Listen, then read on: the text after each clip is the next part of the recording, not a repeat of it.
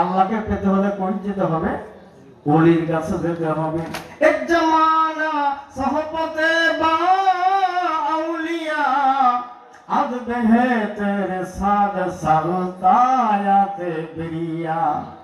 যদি অল্প সময়, সামান্য সময় তোমরা অলির দরবারে বসতে পারো, এর বিনিময়ে কেমন জাননি 100 বছর তোমার নিষ্কলঙ্ক নিরঙ্কুশ একেবারে পবিত্র 100 বছর ধরে তুমি ইবাদত করে করে যেই জায়গায় যাইতে না পারবা, ক্ষণকাল অলির দরবারে বসলে, অলির সামনে বসলে তুমি সেই মাকানে হাসিল করতে পারবা। তার কারণ দলিল দেয়। অনেকে দলিল ছাড়া কথা নিতে চায় না। দলিল হইলেই কয় হ্যাঁ ঠিক আছে, যদি পর্দায় পড়ে কয় ঠিক আছে, পর্দায় না পড়লে আস্তে চলে যায়। ঠিক না ঠিক না? কদম বসির দলিল আছে, মিলাদের দলিল আছে, কিয়ামের দলিল আছে, সবে বরাতে রুটি বানানোর দলিল আছে, ওরসের দলিল আছে, সামাকওয়ালির দলিল আছে। তারপরও কি বাংলাদেশে আমরা শান্তিতে আছি না অশান্তিতে আছি? কি বলেন? শান্তিতে আছি? শান্তিতে নাই। কবি নজরুলের একটা কথা আমার খুব ভালো মনে পড়ে গেল, কষ্ট নিয়ে না। তোমরা গুরু মন্ত্র হরি মন্ত্র কর্ণে দিয়ে হিন্দু বানাও, আজান দিয়ে মুসলমান বানাও, আর সেই ব্যক্তি তো মহান যিনি মানুষ হওয়ার জন্য মন্ত্র শিক্ষা দেন। হ্যাঁ, যিনি মানুষ হওয়ার মন্ত্র দেয় তিনি তো মহান। হরি নাম দিয়ে করো হিন্দু, আজানে বানাও মুসলমান, আর যে মন্ত্রে মানুষ হয় তিনি হয় সুমহান। আল্লাহর ওলির দরবারে আমরা আসি মানুষ হওয়ার জন্য। কথা ঠিক না ঠিক? বলবেন হুজুর আমরা তো মানুষ, আমরা মানুষ বটে, আমাদের ভিতরে খান্নাস রয়েছে, আমরা ইনসান হতে পারি নাই, আমরা নাসে পড়ে রয়েছি। ইনসান হতে হলে একজন পরিশুদ্ধ মানুষের কাছেই আমাদের যেতে হয়। কথা ঠিক না ঠিক? সেই অবস্থা নিয়ে সামান্য একটু আলোচনায় আসতে চাই। দলিল দিয়ে নেই। এটা হলো ইসলামী ফাউন্ডেশন কর্তৃক প্রকাশিত বুখারী শরীফ। হাদিসের সংখ্যাটা বলে দেই, 6058 নং হাদিস, 6058 নং হাদিস। আর যেটা ইন্টারন্যাশনাল বুখারী, এটার হাদিস সংখ্যা হলো 6502। রাবি অর্থাৎ বর্ণনাকারী একই, ভিতরের মশলাপাতি একরকম। বাংলাটা বলছি, আরবিতে বললে সময় লস হবে, আপনারা অনেকেই বুঝবেন না। কথা ঠিক কিনা? যেখানে আরবি বলার প্রয়োজন সেখানে বলার চেষ্টা করি। ভাই বাজানটা নিয়ে বসি, ভয় করে পাশে নিয়ে বাইজান বসা বেলাওয়াত দরবারের আমার অনেক শ্রদ্ধা ভাজন, যার কথা মাইকেই বলে দিলাম। একটা সময় আমি ছোট্ট ছাত্র একটা ব্যাগ কাঁধে করে জিজ্ঞাসা এসেছিলাম। মহিউদ্দিন চিশতি রহমতুল্লাহ আমাকে এনেছিলেন, তা আমাকে হাত ধরিয়ে দিয়েছিলেন, বলছিলেন লাল খান এ তো ছোট ভাই, আর আমাকে বলছিলেন বড় ভাই। আজও তিনি আমাকে ছোট ভাইয়ের মতো স্নেহ করেন। আমি বেকুব, বড় ভাইয়ের মতো শ্রদ্ধা সবসময় করতে পারছি না। সুন্দর আলোচনা করেছেন এই দরবারে খলিফা বাবাজি শাহ সুফি আলমগীর হোসেন চিশতি, আমাদের বাবাজান শাহ সুফি আহসানুল্লাহ চিশতি, এরপরে মাস্টার সাহেব সুন্দর সুন্দর দামি দামি কথা বলেছেন। কথা ঠিক কিনা? তো মানুষ দামি, কথাও দামি। আমি মানুষও ছোট কিছু ছোট কথাই বলি, ভুল ভ্রান্তি মাফ করে দিয়ে ইনশাআল্লাহ। বলতেছিলাম বন্ধুরা, ওই হাদিসের ভিতরে এরকম বর্ণনা করা হয়েছে, মানে আদালি ওলিউন ফাকাদ আযানতুহু বিল হারব। আল্লাহ বলে দিলেন দুনিয়ার জমিনে যে সকল মানুষেরা যারা আমি আমার ওলির বিরুদ্ধে দুশ্মনী করে, বিরোধিতা করে, আমি আল্লাহ স্বয়ং তাদের বিরুদ্ধে যুদ্ধ ঘোষণা করলাম। কি বলবেন? নাউযুবিল্লাহ বলবেন না? না সুবহানাল্লাহ, নাউযুবিল্লাহ। আল্লাহ যুদ্ধ ঘোষণা করতেছে কাদের বিরুদ্ধে?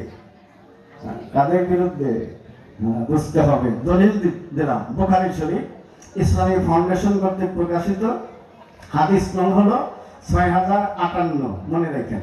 আর যেটা ইন্টারন্যাশনাল সারা বিশ্বে চলছে, এটার হাদিস নং 6502। একই বর্ণনাকারী একই হাদিস। মান আদালি ওলিউন ফাকাদ আযানতুহু বিল হারব। যারা আমার ওলিদের দুশ্মনী করে, সরাসরি বলছে, যারা আমার ওলিদের দুশ্মনী করে আমি আল্লাহ তার বিরুদ্ধে যুদ্ধ ঘোষণা করলাম। তা ওলির বিরোধিতা যারা করে তাদের উপরে আল্লাহ খুশি না বেজার? আর একটু জোরে বলেন সে।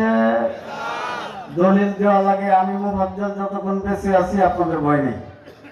শুধু হা না, একটু জোরে বলার চেষ্টা করবেন, ঠিক আছে বাবা? এটা তাহলে আল্লাহ তাদের বিরোধিতা করেন যারা ওই দুনিয়ার জমিনে ওলির বিরোধিতা করে। বুঝে আসেনি? আমি কোন দল করি সেটা ভিন্ন জিনিস, কিন্তু যদি মুসলমান হিসাবে কোরআন মানেন, হাদিস পড়েন, মানতে হবে আল্লাহর ওলির পক্ষে আল্লাহ আছে কি নাই? জোরে বলেন আছে কি নাই?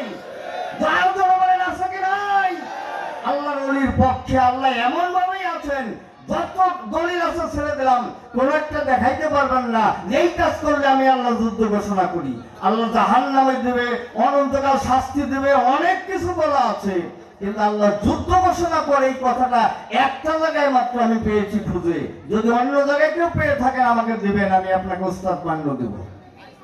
সেই সূত্রটাই হলো আমার অলির বিরোধী যারা করবে, অলিদের আমি আল্লাহ তাদের বিরুদ্ধে যুদ্ধ ঘোষণা করলাম। কথাটা কিন্তু অনেক অনেক কেজি ওজন বাজান, ঠিক কিনা ভাইরা? তা আল্লাহ যাদের বিরুদ্ধে আল্লাহ যুদ্ধ ঘোষণা করেন, ওই যুদ্ধের মোকাবেলা করার মতো কোনো ক্ষেপণাস্ত্র তৈরি হয়েছে? কি বলেন? রাশিয়া পারবে? আমেরিকা পারবে? না, কেউ পারবে? তবে একটা অস্ত্র আছে। কি অস্ত্র জানেন? আমার সাথে বলেন, লা ইলাহা ইল্লাল্লাহু মুহাম্মাদুর রাসূলুল্লাহ সাল্লাল্লাহু। এই কালেমার কাছে পুরোপুরি সারেন্ডার করলে আল্লাহ তাকে মাফ করে দিতে পারে, ঠিক না বেঠিক? কিন্তু আল্লাহর বিরুদ্ধে যুদ্ধ করে কেউ জিততে পেরেছেন? পারবে কোনোদিন? পারবে না। ভাইরা বাবারা, ওই হাদিস শরীফের মধ্যে রয়েছে, এটা প্রথম কলাম। দ্বিতীয় কলামে বলা হলো, যেই বান্দার উপরে আমি যাহা কিছু ফরজ করেছিলাম, যখন ওই ফরজগুলি আদায় করে আমি আল্লাহ তার উপর খুশি হয়ে যাই। এই জন্য খুশি হই, আমি হুকুম দিয়েছিলাম, আমার বান্দা হুকুমগুলো মেনে চলেছে। স্কুলে যান, যদি শিক্ষকের হুকুম মানেন খুশি হবে না? খুশি হবে, ঠিক কিনা? পিতা মাতার কথা যদি মেনে চলেন খুশি হবে না? মুড়ি ধরছেন, যদি পীরের কথা মতো চলি, পিসাব খুশি থাকবে না? তো আল্লাহ বলতেছেন, আমি যাহা করতে আদেশ করেছি যদি সেগুলো পালন করে, যা করতে নিষেধ করেছি সেগুলো যদি না করে, তাহলে আমি আল্লাহ খুশি হই। শেষ। এরপর গভীর মনোযোগ। এরপর আল্লাহ বললেন, আমার ওই বান্দা যখন নফল ইবাদতের ভিতর দিয়া আমি আল্লাহর নৈকট্য লাভ করতে চাই, আমি এত খুশি হই, এত বেশি খুশি হই, আমি বান্দার হাত হয়ে যাই, যার দ্বারা বান্দা ধরে। সুবহানাল্লাহ বলা যাবেনি? এই জায়গায় একটু প্রোটেকশন দিয়ে রাখি। নাওয়াইতু আন উসাল্লি লিল্লাহি তাআলা রাকাতাই সালাতিন নাফলে। এই নফল, নফলের হাকিকত কি বোঝাইলো? যে নফলে ঢুকলে বান্দা বন্ধু হয়। ধরাইতে বললাম, এটা মাইকে আমি বলবো না, এই সমস্ত মহাজনের থেকে বুঝে নিতে হবে কোন নফল। এই নফল বস্তুটা কি, যার ভিতরে ঢুকলে বান্দা আল্লাহর বন্ধু হতে সুযোগ পায়। বলেন না সুবহানাল্লাহ? অবন্ধরা গভীর মনোযোগ। এবার বলতেছেন, শুধু তাই না, আমি আল্লাহ হাত হয়ে যাই, এটাই শেষ না, আমি বান্দা তার পা হয়ে যাই, যার দ্বারা সে হাঁটা চলা করে। সুবহানাল্লাহ বলা যায়নি? আমি আল্লাহ বান্দার কালিমুন সিফাত হয়ে যাই, জবান হয়ে যাই, যার দ্বারা বান্দা কথা বলে। আমি বান্দার কর্ণ হয়ে যাই, যার দ্বারা বান্দা শ্রবণ করে।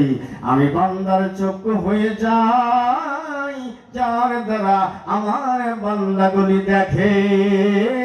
আল্লাহুম্মা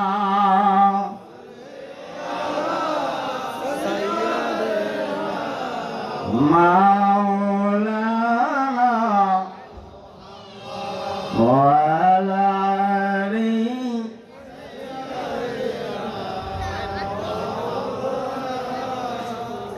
এই কারণেই তো বাদান সূরা আল ফাতহার 10 নম্বর আয়াতে এই কথাটা এই জন্যই বললেন, ইন্নাল্লাযীনা ইউবাইয়ুনাকা ইন্নামা ইউবাইয়ুনাল্লাহা ইয়াদুল্লাহি ফাওকা আইদিহিম। নিশ্চয়ই আপনার হাতে হাত দিয়ে যারা বায়াত করলো আপনার হাতে হয়নি। বলতেছেন কে? কে বলতেছেন? একটু জোরে বলেন। আল্লাহ বলতেছেন আপনার হাতে হয় নাই, আমি আল্লাহর হাতে বায়াত হয়েছি। তাহলে আল্লাহর কথা আমরা মানবো না? হ্যাঁ, এই কথা আবার চার দোকানে যেখানে সেখানে পাবলিসিটি করেন না, বুঝাইতে পারবেন না, ঠিক মতো দলিল দিতে পারবেন না, শেষ পর্যন্ত গাই খাবেন না। বর্তমান যে বালা নাজিল হয়েছে জেলখানায় যাইতে পারেন, ঠিক না ভাই? ঠিক। এই জন্য কালিমুন নাসা আল্লাহ কাদ্দু কুলিহিম, যেখানে যার সাথে কথা বলবেন তার জ্ঞানের পরিমাণটা মেপে নিয়ে কথা বলা উচিত আমাদের।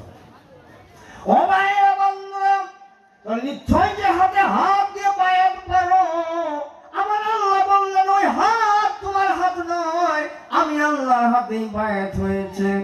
এর মিসাল পেলাম বুখারী শরীফে। বান্দা নফলের মধ্য দিয়ে যখন আমার দিকে অগ্রসর হয়, আমি আল্লাহ বান্দার থেকে প্রমোশন করে বন্ধু বানাই, বন্ধু বানাইয়া আমি বান্দার হাত হয়ে যাই। সিবগাতুল্লাহ, সে আল্লাহ রঙিন হয়ে গিয়েছে। কেমন ভাবে হয়? গুরু ভক্তের জন্য কি করণীয়, কি করতে পারে?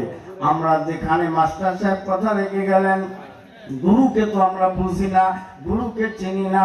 দেওয়ান রশিদ শাহ রহমাতুল্লাহ আলাইহির অমেয় বাণীতে রয়েছে, গুরুতে মনুষ্য জ্ঞান যার, অধপথে গতি হয় তার। তবে গুরুকে কি জানবো? গুরুকে মানব জানে যে অজ্ঞানে, নরক অগ্নি তারে গ্রাসে, ভজমন গুরুর চরণ পাবি শান্তি অনায়াসে। এই গজলগুলো মনে হয় এই দরবারে আপনারা অনেকবার শুনেছেন, কথা ঠিক কিনা? প্রশ্ন জাগে মনের কাছে, তাহলে গুরুকে কি জানবো? গুরু তো মানুষ, তার হস্ত পদ চক্ষু কর্ণ নাসিকা সবই তো আমার মতো দেখা যায়। তবে গুরুকে কি জানবো? যদি গুরুকে অন্য কিছু জানি তাহলে তো বড় ভুল হয়ে যায়। এইরকম তো তারা অনেকের মধ্যে বাঁচতে পারে। ও বন্ধুরা, গুরু কেমন গুরু? গুরুর স্থান কোথায়? এই জায়গায় যে আমার খাজা বাবার একটু কথা এসে গেল। কারণ রজব মাস, এই মাসেই শুধু নয়, এই ভারতবর্ষে যদি ইসলামের কথা বলতে হয়, আমার খাজা বাবার কিছু না বললে বেয়াদবি হবে, কথা ঠিক কিনা? কারণ আমার খাজা বাবা না এলে এদেশে কোনো টুপিওয়ালা বাবার জন্ম হইত না। খাজা বাবার একটা ছোট্ট একটা ইতিহাস নিয়ে আসি, তাহলে গুরুকে একটু চেনার সুযোগ মনে হয় আমরা পেতে পারি ইনশাআল্লাহ। খাজা বাবা জানেন ভারতবর্ষের মুয়াজ্জিন কে ছিলেন সর্বপ্রথম? ইসলাম জাহানে, ইসলামের ভিতরে সর্বপ্রথম মুয়াজ্জিন কে, এটা অনেকেই জানেন। আশিকে রাসূল হযরত বেলাল রাদিয়াল্লাহু তাআলা আনহু। এই ভারতবর্ষে সর্বপ্রথম কে আযান দিয়েছে অনেকেই তাহা জানে না। কারণ বিশেষ বিশেষ কারণে আমাদের বাস্তব কিছু ইতিহাস কিছু কিছু পৃষ্ঠার নিচে পড়ে রয়েছে, যা উল্টানোর সুযোগ সকলের ভাগ্যে হচ্ছে না। আজ হতে প্রায় 850 বছর পূর্বে ভারতবর্ষে ইসলামের ঝান্ডা হাতে করে এসেছিলেন আমার খাজা গরিবে নওয়াজ, কথা ঠিক কিনা? একা একা আসেন না, এবার নবীজি পাঠিয়েছিলেন, যার জন্য বলা হয় কি আতায়ে রাসূল। আতায়ে রাসূল শব্দের অর্থ কি জানেন? আতা শব্দের অর্থ কি? হ্যাঁ, আতা আতা আতা, আতিউল্লাহ আতিউর রাসূল, আতা শব্দটা আছে। আতা শব্দের অর্থ হলো কি বলে, অনুগ্রহ। আতা শব্দের অর্থ হলো প্রেরণকৃত। আতা শব্দের অর্থ হলো উপহার, উপঢৌকন ইত্যাদি। অর্থাৎ ভারতবর্ষে আল্লাহ রসুল মুসলমান হওয়ার জন্য আমার খাজা বাবাকে উপহার দিয়েছেন। জোরে বলেন মারহাবা। তিনি এসে প্রথম আজান দেওয়াইছিলেন যাকে দিয়ে, তিনি হলেন হযরত খাজা কুতুবউদ্দিন বখতিয়ার আউসে কাকি রাহমাতুল্লাহি আলাইহি। ওদিকে যাব না। এই কুতুবউদ্দিন কাকির জন্ম হলো ইস্পাহানে। যুবক বয়সে খাজা বাবার সাথে আসেন। এলমে মারিফাত হাসিল করার পরে তাকে খেলাফত দিয়ে দিল্লি পাঠিয়ে দেন। তো দিল্লিতে এসে তিনি যখন দিন দিন মুরিদ বেড়েই যাচ্ছে, তার শান মান জৌলস বেড়েই যাচ্ছে, সমাজে আজও কিছু মানুষ আছে হয়তো হাঁটি পাড়া না থাকতে পারে যে একের উন্নতি দেখে আর একজন ঈর্ষান্বিত হয় না? কিরে আগে যাচ্ছে, কি করে তাকে ঠেকানো যায়, কি করে দাবানো যায়, কি করে পিছনে ফেলানো যায়, কি করে একটা বিপদে ফেলানো যায়, কি করে তার নামে একটা বদনাম রটনা করা যায়, এইরকম মানুষ বাংলাদেশে আছে কি নাই? আছে না? মানিকগঞ্জে কম থাকতে পারে, আমাদের ফরিদপুরের সংখ্যাগুলো একটু বেশি। ভাইরা বাবারা গভীর মনোযোগ। আমার খাজা কুতুবউদ্দিন কাকি রাহমাতুল্লাহ আলাইহির উন্নতি দেখে কিছু মানুষের আর ভালো লাগছে না। কিন্তু মজার ব্যাপার, দেখতে দেখতে দিল্লির সুলতান শামসুদ্দিন আলতামাশ তিনিও কুতুবউদ্দিন কাকির কাছে মুরিদ হয়ে যায়। জোরে বলা যাবে নি মারহাবা। আজকে গঞ্জে তৌহিদ দরবারের লোক সংখ্যা প্যান্ডেল দেখে ভাইবেন না যে আমাদের তরিকা মনে হয় এতটুকুই, তা না। আমাদের তরিকার যারা সিলসিলা পড়েন, সেজদা পড়েন, প্রত্যেকের কাছে সে যুগের রাজা বাচ্চারা মুরিদ ছিলেন, বলেন সুবহানাল্লাহ।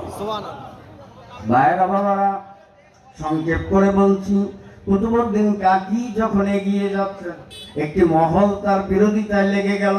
কি করে তাকে একটু পিছনে ফেলা যায়, কি করে তাকে একটা পটল খাওয়ানো যায়, চিন্তা ভাবনা করে করে তারা একটা পতিতালয়ে ঢুকে গেল।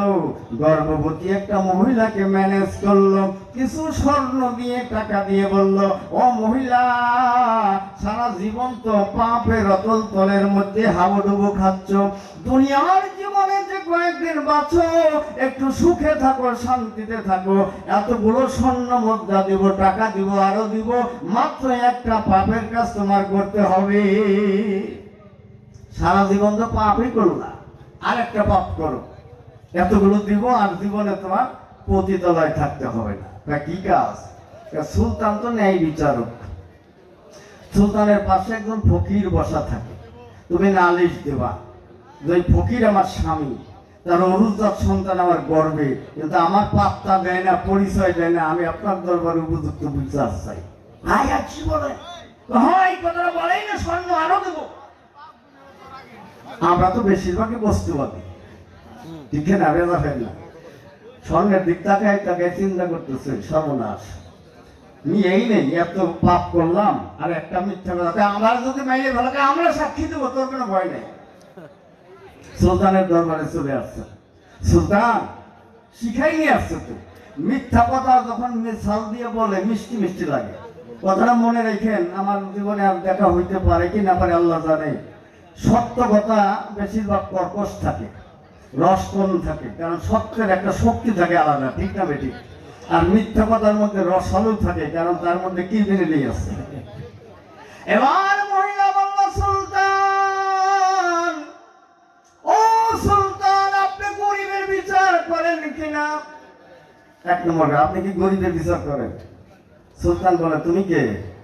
আমি আপনার রাজ্যের একজন অবহেলিত মহিলা। আমার সাম্রাজ্যের ভিতরে ধনী গরিব আমার জন্য সমান। দিল্লির সালতানাতের আইন অনুযায়ী সকলের জন্য সমান বিচার হয়। তাহলে সুলতান, আমার ছোট্ট একটা বিচার, এই দেখেন আমার গর্ভের সন্তান আমাকে গোপনে বিয়ে করেছে, আজও খবর নেয় না তার সন্তান আমার গর্ভে রয়েছে, স্ত্রী হিসাবে পরিচয় দেয় না, ভরণ পোষণ করে না। এই সন্তান কাকে বাবা বলে ডাকবে? পিতৃ পরিচয় কেমন করে পাবে? আমার মতো অসহায় গরিব মানুষ নিরুপায় হয়ে আপনার কাছে ন্যায় বিচারের দাবি নিয়ে আসলাম।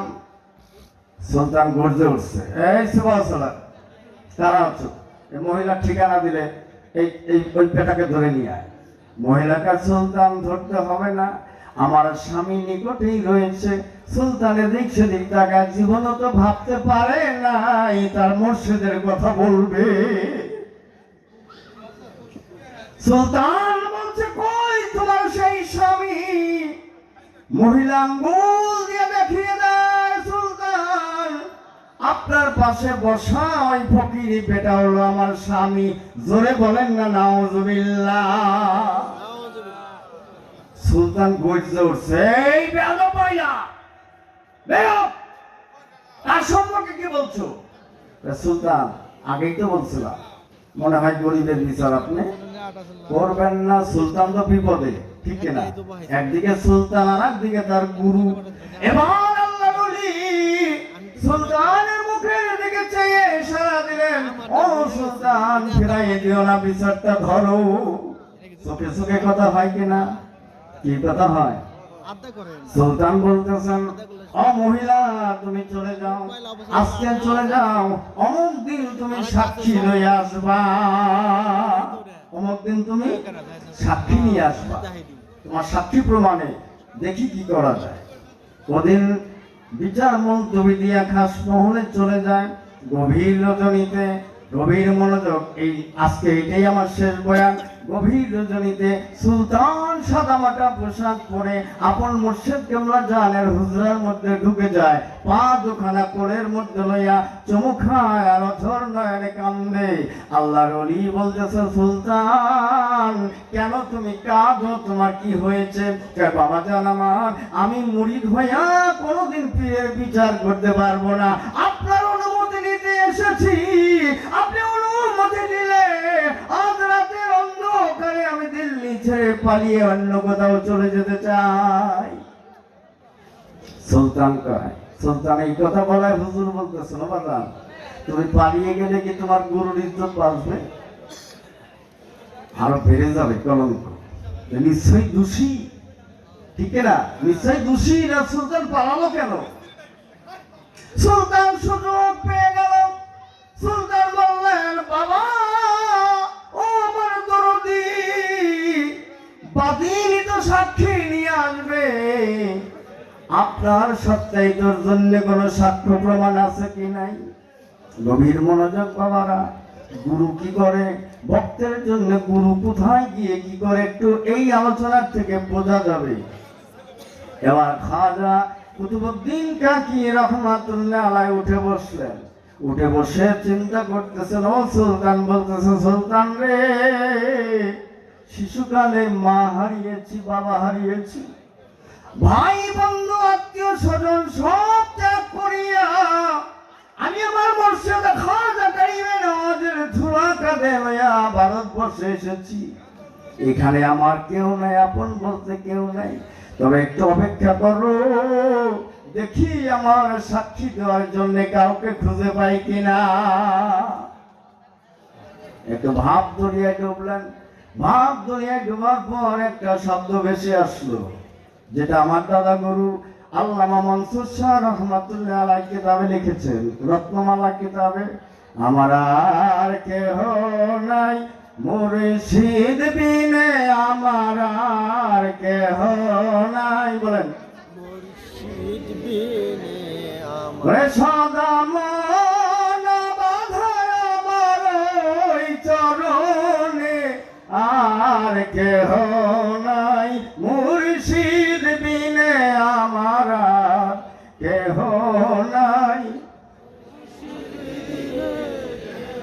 কথাটা বাস্তব হয় কখন? যখন আমরা বিপদে পড়ি, রোগে শোকে পড়ি, মামলা মকদ্দমায় পড়ি, জটিল কঠিন করে ঝামেলায় পড়ি, দেখা যায় যে হ্যাঁ বাড়ির কাজ দিয়ে এত আপন মানুষ চলে যাচ্ছে, বাড়িতে ঢুকে না, আছে না এমন সময়? ওই সময় ওই সময় দেখা যাবে আর কেউ নাই, ভক্তের দরদি একমাত্র মুর্শিদে কেবলা জানি থাকে, কথা ঠিক কিনা? সংক্ষেপ করে দিচ্ছি, খাজা কুতুবউদ্দিন কাকি রহমাতুল্লাহ আলাইহি বললেন, ও বাজান, আমার একজন সাক্ষী আছে, আমার একজন সাক্ষী আছে। বিচার শুরু হয়ে গেল। মহিলার পক্ষে 4 জন সাক্ষী দিল, কিন্তু খাজা বাবা তখনও ওই এজলাসে সে হাজির হয় নাই, সুলতানকেও বলে নাই সাক্ষীকে দিবে। একজন সাক্ষী আছে, আমার হয়ে সাক্ষী দিতে আসবে। দিল্লির থেকে আজমিরের দূরত্ব 390 কিলোমাইল। এবার 4 জন সাক্ষী বানিয়ে দেওয়ার পর সুলতান তাকিয়ে দেখে তার পাশে তার মোর্শেদ ব্যতীত আর কেহ নাই। ছোট্ট করে বলছেন, দয়াল কই আপনার সাক্ষী?